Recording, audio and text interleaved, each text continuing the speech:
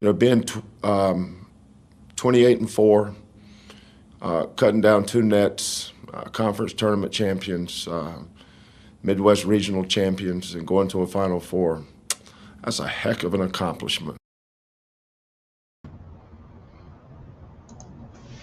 A heck of an accomplishment indeed. Good afternoon, good evening. Welcome everybody to our latest installment of the sports stream here from Fox 26. I'm Sal Manine, sports producer here at Fox 26. As you just heard from Kelvin Sampson, after a historic run by his team, taking the UH men's basketball squad all the way to the Final Four. First time since 1984, the heyday of Phi Slamma Jamma that had happened. Came up just short, but as everybody saw last night, lost to the eventual national champs in the Baylor Bears, who look to stake their claim among the greats of all time in terms of college basketball's best team. We'll get a little bit into the Cougs here tonight. If you're joining us on YouTube, on our Facebook page, or on our website, fox26houston.com. We'll also touch on the Astros, who just a short time ago made it 5-1 to start the regular season. Carlos Correa with the decisive 2-run go-ahead homer in the 9th inning as the Astros wrap up their West Coast swing to start off this 2021 campaign with a 5-1 record, beating the Halos today 4-2 after just curb stomping the Oakland Athletics over the weekend. So things looking pretty good for the Astros as they get set for the home opener Thursday at Minute Maid Park. But we, of course, are going to have to start with the latest developments in the Deshaun Watson case today, as this has been a day-by-day event in terms of information coming out, where this thing is taking us, all the various things that change, not just from day to day, but even hour to hour. The latest that we do know, 22 civil lawsuits filed against Deshaun Watson, alleging some form of sexual misconduct, sexual assault, sexual abuse from various massage therapists who have worked with him in the past. We know that over the weekend, a criminal complaint was filed against Deshaun Watson. HPD confirmed that they did receive such a complaint, and thus they are investigating the matter. That is all they will comment further, given that it is an ongoing investigation. And then today, Attorney Tony Busby, who has been filing all these civil suits against Deshaun Watson on behalf of these various women who allege sexual abuse at the hands of the NFL superstar, he held a news conference in which two of the plaintiffs, two women who accused Deshaun Watson of sexual abuse, came forward, put their names, and in one case, even their face, to the allegations that they have made against the Texans quarterback. So that's where we'll start. This was from earlier today, a woman by the name of Ashley Solis, the first plaintiff to file a civil suit against Deshaun Watson. It is a bit lengthy. We're not going to play everything in its entirety, but here's what Ms. Solis had to say today about her experience working with Deshaun Watson, which led her to ultimately file a civil lawsuit against the Texans quarterback. I am a survivor of assault and harassment. Deshaun Watson is my assaulter and my harasser. Deshaun Watson assaulted and harassed me on March 30th, 2020, in my own home, doing what I love most, massage therapy.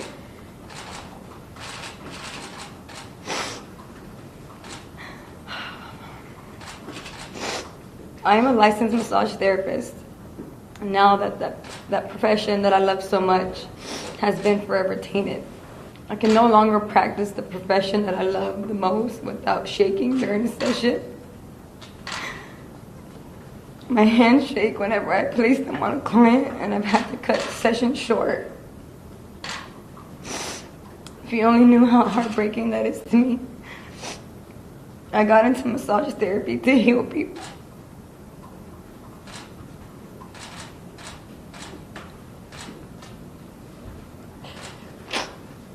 To heal their minds and bodies, to bring peace to their souls. Deshaun Watson has robbed me of that. He took that away from me. He tainted a profession in which I take enormous pride. Flashes of Watson's face rush to me in the moment.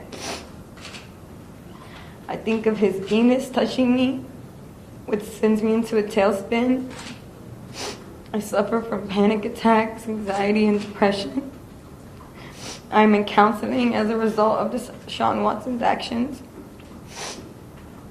I hope he knows how much pain he's inflicted on me emotionally and physically.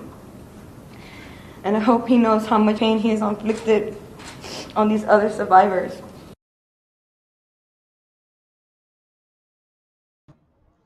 Again, that was Ashley Solis earlier today with her attorney, Tony Busby, recounting her experience with Deshaun Watson. Another attorney who was present at this news conference read a letter on behalf of a woman named Lauren Baxley, who is also a plaintiff in one of the cases against Deshaun Watson.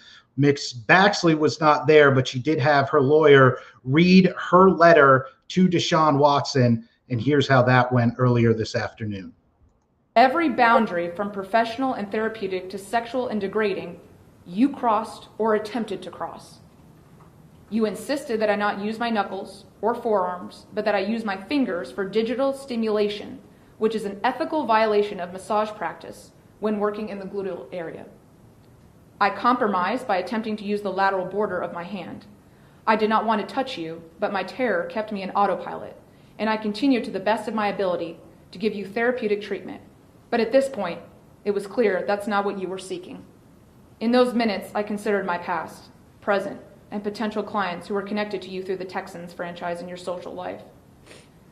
With your millions of fans and followers, with your resources and income, I felt both powerless and trapped.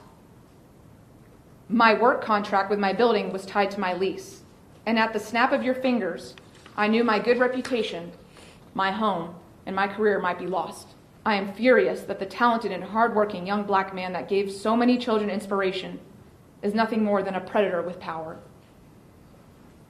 I am heartbroken for your family, for your loved ones, for those coming to terms with the fact that your charitable work and good guy persona are nothing more than a meticulously designed facade to keep your victims silent and second-guessing themselves.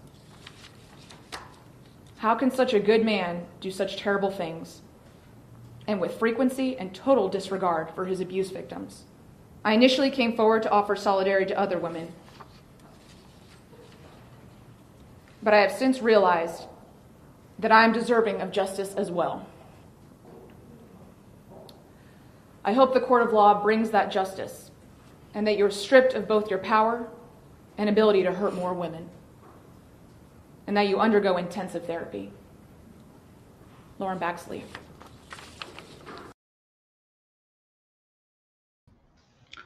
Again, that was a letter from Lauren Baxley read by her attorney in terms of what her encounters with Deshaun Watson were and why she brought a civil case against him.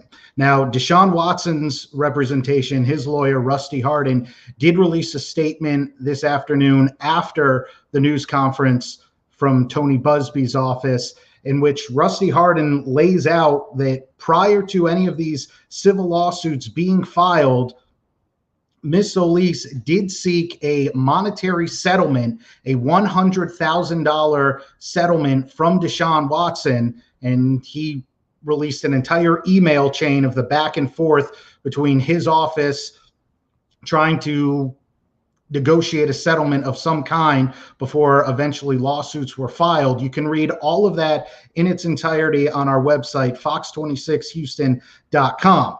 It should be pointed out, though, that just because somebody seeks some type of out-of-court settlement before bringing a lawsuit of any kind does not mean that, therefore, the lawsuit does not have standing, or that a party cannot bring suit because at one point or another they sought some type of out-of-court settlement beforehand. And in fact, if you ask attorneys, they'll tell you that in many cases, the fact that somebody sought an out-of-court settlement is then not something that can be brought up or submitted for evidence within a trial if it does get that far and a suit is brought. Obviously, there are mitigating circumstances in various cases, but just because somebody brought a lawsuit or before they brought a lawsuit, sought some type of out-of-court settlement, does not mean that what they allege did or did not happen, or that they did not want to find some other avenue to try to get restitution or seek some type of adjudication for what may or may not have happened. So again, if you want to read Rusty Hardin's statement, or if you want more from everything that happened at Tony Busby's office today, visit fox26houston.com. We do know that the Texans have been monitoring this, as well as the NFL. The NFL, through a spokesperson, did again reiterate that they are investigating everything that's going on with Deshaun Watson and the allegations against him under the league's personal conduct policy. We know that the NFL has been in contact with Tony Busby and has asked for permission to speak with his clients if they are willing to do so. That's as much as we know from the NFL. Yesterday, in an email to season ticket holders, team chairman and owner Cal McNair addressed the situation with Deshaun Watson. Again, not getting into too much specific detail, but here's what Cal McNair had to say in a written statement to season ticket holders. We want to take this opportunity to address the complaint filed with the Houston Police Department and the allegations made in the civil lawsuits filed against Deshaun Watson. We want to assure you that we take these allegations very seriously. As reported, HPD and the National Football League are conducting investigations, and we will cooperate fully. We respect the legal process and will continue to monitor the situation closely. While we await the conclusion of these investigations, we express our strong stance against any form of sexual assault. Our family and the entire Houston Texans organization are deeply troubled by any form of abuse, and we condemn this type of behavior. We will continue to commit resources to help prevent abusive behaviors from occurring in our community and ensure respect for all. So again, that's all the Texans are saying right now, is they're aware of the situation and they're cooperating with everybody involved until it can be resolved. And nobody really knows what did or did not happen in those private rooms. But now we do have two plaintiffs who are putting their name, and in the case of Miss Solis, putting her face and her voice to exactly what she is alleging against Deshaun Watson. So to wrap up, 22 civil lawsuits have been filed thus far. HPD is investigating a criminal complaint against Deshaun Watson. We do not know the specifics of that complaint. HPD is not commenting further, as it is an ongoing investigation. And of course, last week, Rusty Hardin released 18 different statements from other massage therapists who had worked with Deshaun Watson, speaking to his character and that their experiences with him were not in line with the 22 lawsuits alleging sexual assault against the Texans quarterback. If you want to read any of that, we have it up for you at fox26houston.com. So there's no easy way to make this transition. So we're just going to have to brush past the awkwardness of turning from something that is very serious to something much more lighthearted, and that's the Houston Astros and their start to the season. Again, just a short time ago, wrapping up a getaway game. It was only a 2-game set in Anaheim against the Angels. Astros winning 4-2 after Carlos Correa put them ahead with a 9th inning 2-run shot, as now Houston sits at 5-1, and they've looked about as good as you could expect, aside from what happened last night, which is last week we talked about one of the questions going into this season was, what was the bullpen going to look like? How was it going to hold up? Ryan Presley looked great today, pitched 2 shutout innings for the Stros, but yesterday the bullpen could not hold on to a lead, as that's been the only loss for the Stros so far this season. The good news, if you're an Astros fan, Jose Altuve, Alex Bregman, both look to be reverting back to their 2019 form, as opposed to last season, where by their own admittance, it was up and down and not the standards that they are typically used to. Yordan Alvarez has looked very good, not just crushing the ball, had a home run and nearly a second home run, what turned out to just be a very high and very long double against the A's, but then even running the bases. Remember, knee problems have plagued him throughout his entire career, coming off knee surgery. He says he feels the best he's felt in years, and so far it has showed. If he can keep up that production and look like the Yordan Alvarez who won the 2019 Rookie of the Year and really only played half a season, then it helps mitigate the loss of George Springer. And this is a lineup that is going to score runs and could possibly lead the entire league in runs scored if they're getting that kind of production from Yordan, if guys can stay healthy. Kyle Tucker hit another home run today, already 3 on the year for him, as he continues to round into form and show why he was such a highly touted prospect in the minors and why he gets to now play every day in the outfield. So things looking good as far as the Stros bats. Zach Greinke has looked great in 2 starts. The one mistake he made today was giving up a home run to Mike Trout, the best player in baseball. No shame in that. So really with the Stros, it's going to come down to health and what do things look like in July, August, September, is everyone in baseball, but certainly the Astros with all the various arms that they had to throw out last year, all these young pitchers who saw action for the first time or extended action in the big leagues. How is Dusty Baker going to put together 27 outs day in, day out? What is it going to look like when they start working guys like Jake Odorizzi, Framber Valdez back into the mix? But so far, so good. Off day for the Stros tomorrow, and then Thursday, the home opener at Minute Maid Park. As for the Rockets, we'll get to them very briefly. 133-130 loss last night to the Phoenix Suns. Not much more you can say if you're a Rockets fan other than you kind of want that to happen at this point. You want the Rockets to maintain their standings all the way down at the bottom, because at this point, with only about a month left of the regular season, only about 20 or so games to go, it would take a miraculous turnaround to even jump up and get into the mix for the play-in game to possibly earn a 7 or 8 seed in the playoffs and then have to go face the Jazz or the Nuggets or one of the LA teams in the first round. This is an opportunity, given all the changeover, all the injuries, all the different lineups that Steven Silas has had to use in his first year as a head coach and first year taking over the Rockets. This is a chance to at least get something out of that lost season if you can end up with a top 4 pick in the draft. Remember, if the Rockets pick 1 through 4, they keep their pick in 2021. If it falls below that and they're picking 5th or lower in the first round, that pick goes to the Oklahoma City Thunder as part of the Russell Westbrook deal. Now, just to remind everybody, here is what it looks like now. The new odds to earn the number 1 overall pick. Remember, the NBA changed this a few years ago to try to disincentivize tanking among teams so that it wasn't just the team that finished dead last who had the best odds at the number 1 pick. Well, it actually made more teams, when you get to this point in the season and things have not gone well, there's a reason to just bottom out and try to get a high pick, because the 3 teams with the worst overall record all have the same shot at getting the number 1 overall pick. So right now, the Rockets, the 2nd worst record in the NBA behind the Minnesota Timberwolves, they have the same odds of getting the number 1 overall pick.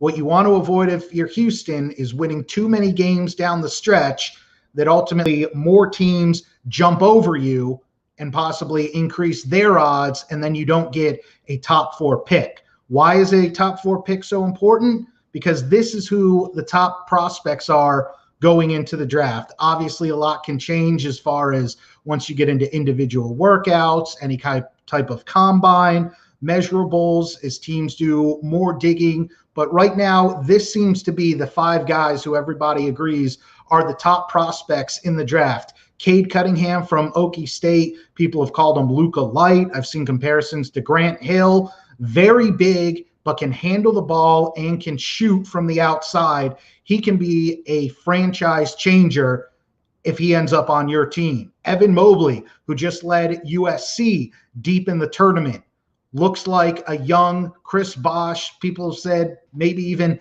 a more skilled version of Chris Bosh. 7-footer who can bang down low, who can also step out and shoot from the outside, who can put the ball on the floor. He can run the break, and he plays defense. Something that, again, the Rockets just gave up 133 points last night. Someone they could certainly use especially if they want to try pairing him up with Christian Wood down low. Jalen Suggs hit a shot for the ages in the Final Four to send Gonzaga to the title game. Does it on both ends, still has some room to grow on the offensive side as far as his scoring ability, but you have to think, given his work ethic, his athleticism, everything we saw from the tournament, Jalen Suggs looks like the real deal and somebody who's going to help you on both ends of the floor. And then two guys in the G League who decided not to go the collegiate route but went right to the G League bubble and have both impressed, Jalen Green and Jonathan Kuminga. Any of these guys with their upside, and in the case of the three collegiate players, what you've seen thus far, that's a good building block to come away with if you're the Rockets, and this has become a lost season as it is. So just about a month left in the year. We'll see how it shakes out, as the Rockets are hoping that this is one of the few times they find themselves in the gutter of the NBA and finding themselves shoulder to shoulder with the likes of Minnesota, Detroit, Sacramento, Orlando, so many of these franchises that for years and years are always vying for the number one or a high lottery pick. As for the best basketball team in the city of Houston in 2020, 2021, the UH Cougars, we mentioned that historic run to the Final Four and everything that it brought the city. I can't remember the last time I saw this many people excited about UH basketball, and not just people who went to U of H or have a friend or family member, but just folks in and around the city excited to see their hometown university on the national stage. Kelvin Sampson knows what this turnaround has meant, not just to the current players, but to this entire program, the university, and the fan base. Let's get another soundbite here from the head coach of the UH men's basketball program. We'll be back. We'll be back. We'll be good again next year. But this team, the teams before this team were trailblazers. Rob Gray's team was a trailblazer. Won the first NCAA tournament game in how many years? I think 34, someone said. Then the next year, we were going to go right. Then next year, we went to the Sweet 16 and lost a heartbreaker to Kentucky. Next year would have been right back in the tournament. Then this year, we were groundbreakers. So we've had teams that were trailblazers, and now we had a team that was groundbreakers.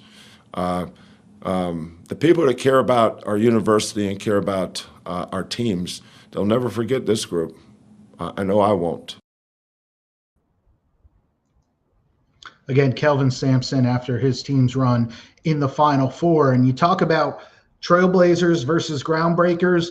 U of H is there now. I don't know how many people I talked with, especially that second weekend of the tournament, people from around the country and other college basketball writers, reporters, fans, just checking out fans in other cities. And they were going, come on, U of H out of the American. They didn't play anybody. This is just a fluke.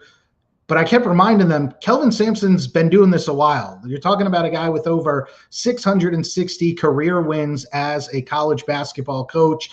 And this is now going on 4 years. The U of H has been a no doubt about it, slam dunk NCAA tournament team, which is the bare minimum you can ask for if you are going to consider yourself one of the big dogs in college basketball. Is first and foremost, get to the tournament, and then you never know what can happen. And that's where U of H has been, and there's no reason to think that that's slowing down anytime soon. Yes, they are likely to lose a number of key contributors from this Final Four run. Now, we still have not heard anything definitive from the likes of Dejan Giroux, who's a senior, Justin Gorham, Bryson Gresham, all seniors, and Quentin Grimes, who, while a junior, just had the first All-American season for U of H since the Phi Slamma Jamma days and has played himself into the conversation as a first-round draft pick for the NBA. So it's entirely possible that some, if not all of those guys come back. I think right now most people would safely assume that those guys are moving on, and certainly in the case of Quentin, Dejan, and even Justin Gorham, with his ability to bang down low and to crash the offensive glass, should get some looks from the NBA and certainly will have chances to play professionally overseas if the NBA or G League route doesn't go his way.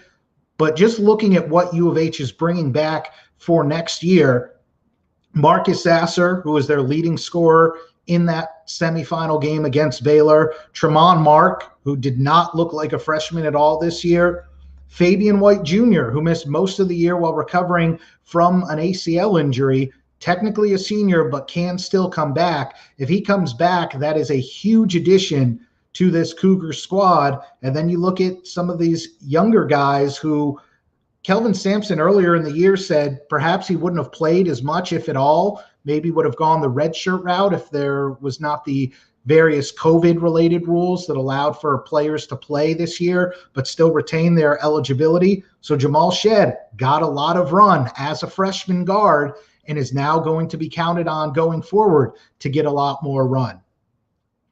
Reggie Chaney, coming over from Arkansas. Took him a while to get acclimated, especially because there was such an abridged and weird offseason with the way COVID affected things.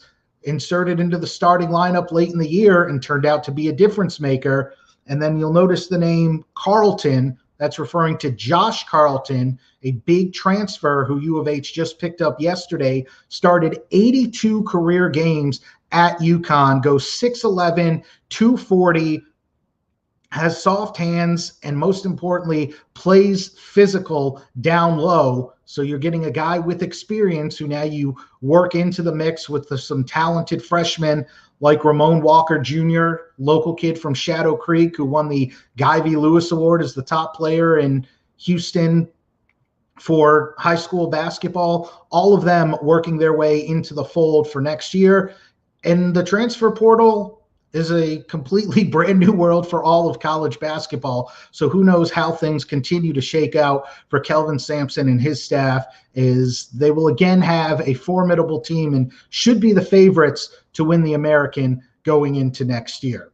All right, that's going to do it for this latest edition of the Fox 26 Sports Stream. Again, Astros home opener is Thursday at Minute Maid Park. We will be there. You can, as always, for all the latest updates, be sure to follow Mark Berman on Twitter at Mark Berman Fox 26. If you want more on the Astros, U of H, and certainly all the latest developments with Deshaun Watson, visit our website, fox26houston.com. For everyone here at Fox 26, I'm Sal Manine. Y'all take care.